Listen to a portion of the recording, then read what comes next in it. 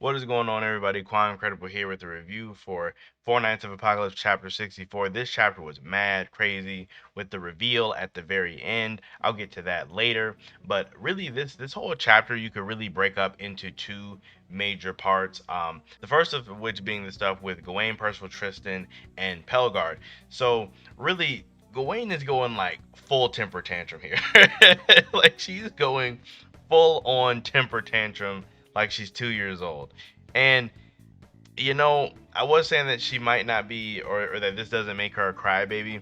And you know what? As crazy as this may sound, this may be me on the copium. I may be taking a bit of copium here, but I still don't think this makes her a crybaby. I could be delusional, but I don't think this makes her a crybaby just yet. So like while she's flipping out and everything, Pelgard is like, you know what? I'm done with this. This whole thing is stupid. I'm leaving. And Tristan lets him go, which I found that very interesting because Tristan's like, he won't fight a injured man. Plus, he did say Percival, so he's gonna allow him to escape this time, which is like, I could see Meliodas doing this also. Like Meliodas does have like a small code of honor, and I could easily see Elizabeth doing this. Tristan's just a very interesting person.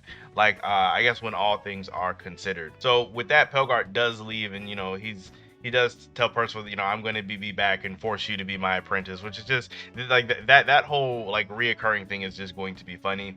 We also see that Percival does leave him with a mini Percival to heal his cut, which is kind of nice of him, just that they have this kind of relationship. But back at the actual site where Gawain is just totally flipping out, she can't believe that she lost. It's not fair.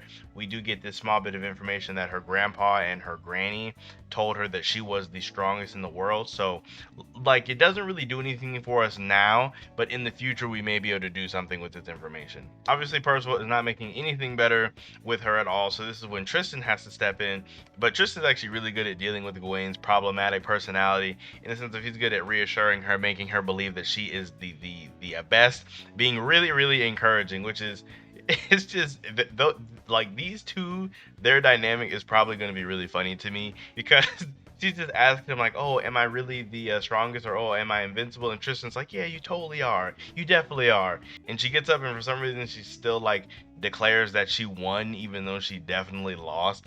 So I could definitely see where this is probably going to annoy a lot of people with how she is. It may get annoying, but as for right now, I think it's going to be funny depending on how this aspect of her personality is kind of juggled around in the future. We also, much smaller part, we do get that full on confirmation that she is 16, but we kind of knew that already since all of the Knights of Prophecy were supposed to be around the same age. With that, it does shift over to the second half of the chapter because it was basically split up into two parts. With Lancelot is talking about since Pelgard's presence is fading away, he can actually pick up on a more sinister presence or a more odd presence that they couldn't really see, that they couldn't really sense because of everything that was going on. And we do go back to those two cloak figures. Now the one cloak figure is Melascula, who has a piece of Galen's, like, or I guess not a piece, but the head fragment of Galen, because if you remember, he was turned to stone after he ran away from Escanor, and I myself thought he was dead because after that, Esterosa, when he was gathering all the commandments, did smash him to pieces. If you guys don't remember that, that is what happened to him. So I was assuming he was dead, but Melascula does have the piece of his head, and she is able to essentially revive him or bring him back using just that piece with whatever incantation she has, which it's crazy, but this literally makes sense within the realm of what Melascula can do. She can bring people back to life. And then Melascula, she never really died because if you remember back to what was going on with all the commandments, she was in a little like vial on Merlin, but that vial got the commandment taken out of it. So we never really got to see what happened to Melascula in the end. You could have always said that, oh, maybe Merlin captured her again, or maybe someone killed her, or maybe she found her way back to Purgatory or the Demon Realm. Like, who knows what could have happened to her, but we do know she is here right now and brought back Galen some kind of way. Now, one of the things I really want to talk about is right before we get to see all this, when both the hooded figures are cornered, where the one of them says, these are far from the only holy knights in Leonis. Don't assume this will be easy.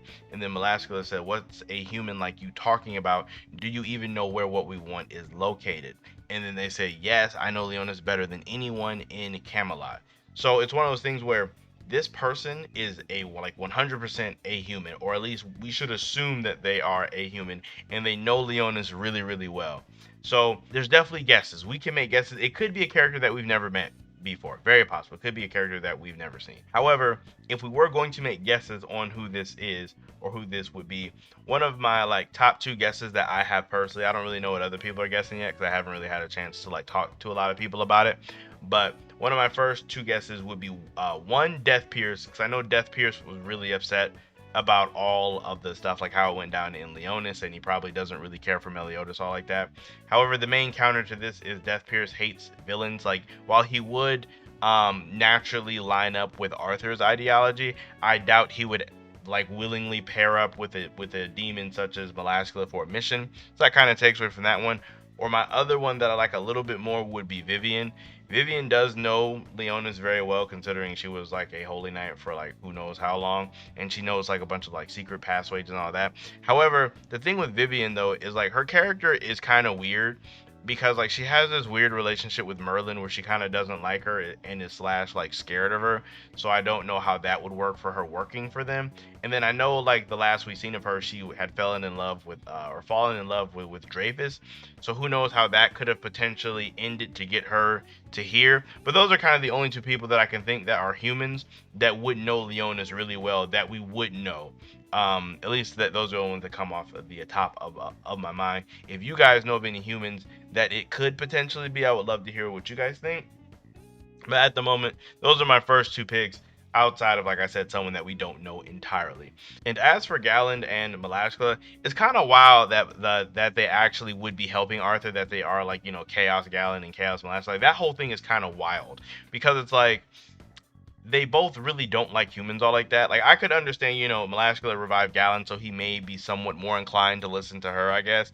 But Belascula, I don't really know what her angle is or what her goal is, because if anything, she would hate Merlin the most, like out of the seven deadly sins. Or maybe you could make the argument that she really hates Meliodas, which is why they're even doing this in the first place, is because they really they have that mutual hatred for Meliodas. So that could be a reason why they're doing this, could not be. It's definitely kind of up in the air at this moment, like what exactly their reasoning would be. I also love this too, because Galland was like one of my favorite commandments, because whenever Galland is on panel, he like gets stuff done. Like, even when he first comes back here, he just hammer fist smashes this dude. Like, he is smushed. Like, that dude is super dead. And then it reminds me when he first had shown up in Leonis back in Seven Deadly Sins, where like he killed like so many people on his first, just chopping so many people in half. So Galland is dope to see. I am kind of curious though of one thing, of are they the exact same strength as they were previously? So it's like, are they just are as strong as they were, or are they slightly weaker, or are they slightly stronger? I'm kind of curious to know like where exactly that I'm kind of curious to know exactly where all that stuff does fall. And as for what they want, I'm still I'm still standing strong on their after Bartra. Like, either they're trying to capture him or kill him or do something, because as we know, his ability to see the future has put Leonis ahead of Arthur. Like, that's basically what Arthur was talking about in the past, is that, you know, that's the only thing that they have on us, is the vision, referring to Bartra's ability to see the future. So I'm pretty sure that's what they're after. I mean, if they're not, I don't know what else in Leonis they could possibly want. Seeing as I doubt it's Percival or the Four Knights, I feel like it's something else. So if you guys have any ideas on what that could be, I would love to see what you guys think about that in the comments. But overall, I thought this chapter was cool. The beginning of it was kind of slow, because I felt like the stuff with Gawain kind of dragged a little bit. Like, I felt like it was a little bit longer than it needed to be, and the stuff at the second half with Galland and Belasco was way more interesting. So I obviously wish we could have got more of that. But overall, the chapter was really good. I'd probably give it like a 7. It was a pretty good chapter. Yeah, 7's fine. But all that being said, make sure you guys like the video as well as subscribe to the channel, and make sure you guys let me know what you guys think is going to happen down below, as well as what you think they are both after, and as well as why you think they're even doing this in the first place. We'd love to hear some of you guys' reasons about that. But you guys all enjoy the rest of your day, and I will see you all in my next video.